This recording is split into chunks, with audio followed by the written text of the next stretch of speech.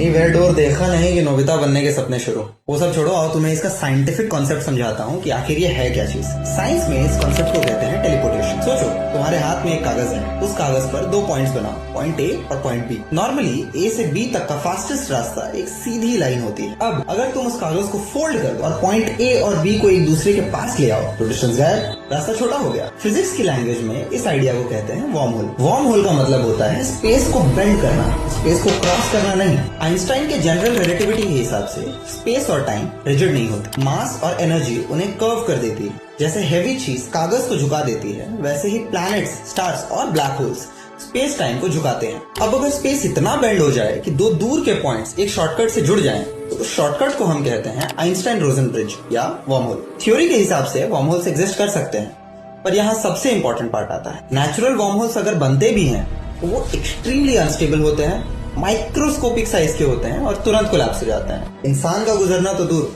Light भी यहाँ से नहीं निकल पाती।